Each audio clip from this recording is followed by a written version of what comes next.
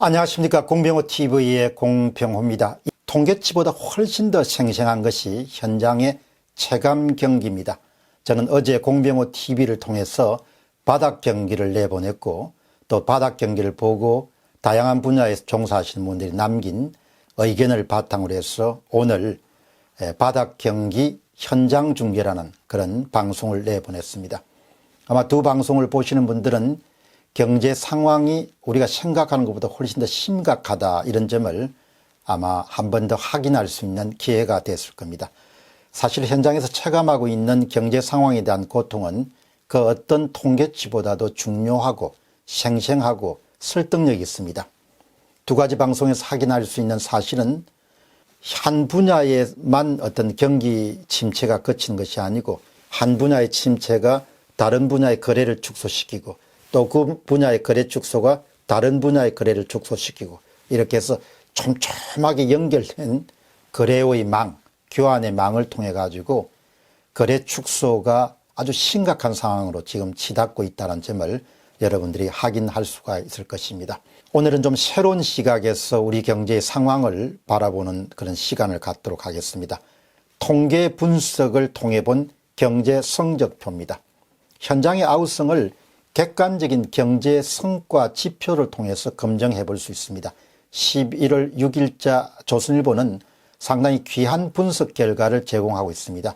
문재인 정부가 2년 6개월 집권 중반기를 맞아서 경제적인 성과가 어느 정도 나왔는가, 이것을 아주 순수한 통계치를 통해서 경영 지표를 통해서 판단하는 그런 기사를 내보냈습니다. 문재인 정부의 우호적인 사람으로서는 도저히 받아들일 수 없는 그런 수치들이지만 수치는 거짓말을 하지 않고 분식되지 않는 수치는 현장을 있는 그대로 드러내기 때문에 한번 불편하더라도 주목할 만큼 충분한 그런 가치가 있다, 이렇게 생각합니다. 10개 경제 주요 지표들을 하나하나 설명할 만큼 굉장히 가치가 있습니다. 그러나 자주 사용되지 않지만 대단히 중요한 한 가지 지표만 오늘 여러분들에게 소개해 드리겠습니다. 그 지표는 GDP 갭이라는 그런 용어입니다. GDP 갭은 명목 경제 성장률이 가진 한계를 어느 정도 극복하는데, 우리는 통상 2018년도 경제 성장률이 몇 %다, 2019년도 경제 성장률이 몇 %다, 이런 데 익숙하지만 GDP 갭, 국내 총생산 갭이라는 것은 그런 한계를 좀 보완하는 데 도움이 됩니다. GDP 갭은 한 나라가 인플레이션과 같은 그런 과열 상태를 경험하지 않고 달성할 수 있는 최고치의 성장률인 잠재 경제 성장률과 실제로 달성한 경제 성장률의 격차를 GDP 갭이다, 이렇게 부릅니다. 그러니까 우리가 운동을 한다면 자신이 갖고 있는 능력을 어느 정도 발휘했느냐, 이렇게 비유할 수 있습니다. 따라 GDP 갭은 한 나라 경제가 갖고 있는 실력을 어느 정도 발휘했느냐, 이렇게 나타내는, 드러내는 그런 주요한 경제 성과 지표다, 그렇게 볼 수 있습니다. 노무현 정부와 이명박 정부 때까지는 GDP 갭이 플러스를 기록합니다. 노무현 정부 동안은 플러스 0.3% 실력을 제대로 발휘했다는 것이죠. 이명박 정부는 플러스 0.8% 실력을 제대로 발휘했다는 겁니다. 박근혜 정부 들어서서 마이너스를 기록하기 시작합니다. 아마 역대 정부 가운데 최초지 않겠느냐, 경제위기 상황을 제외하면은. 박근혜 정부 때는 마이너스 0.8%입니다. 실력을 제대로 발휘하지 못했다는 겁니다. 그런데 문재인 정부 들어서는 그 마이너스 폭이 크게 확대가 됩니다. 마이너스 1.7%입니다. 굉장히 큰 격차죠. 0.3, 0.8, 마이너스 0.8, 마이너스 1.7 이렇게 바뀌게 되는 겁니다.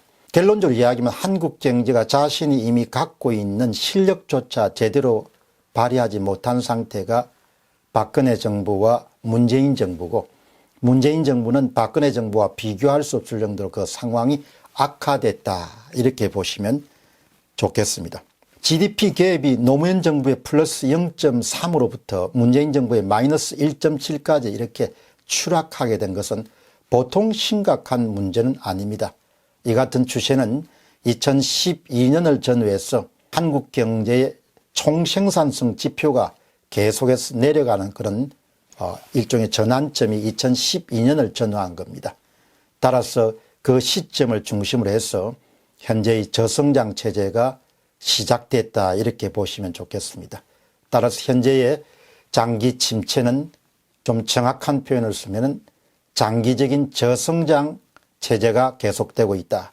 저생산성 체제가 계속되고 있다. 그렇게 볼 수가 있습니다. 따라서 재정 지출을 확대하거나 금리를 낮추는 금융정책만으로는 현재 한국 경제가 앓고 있는 저생산성으로 인한 장기 침체를 극복하기가 힘들다는 겁니다.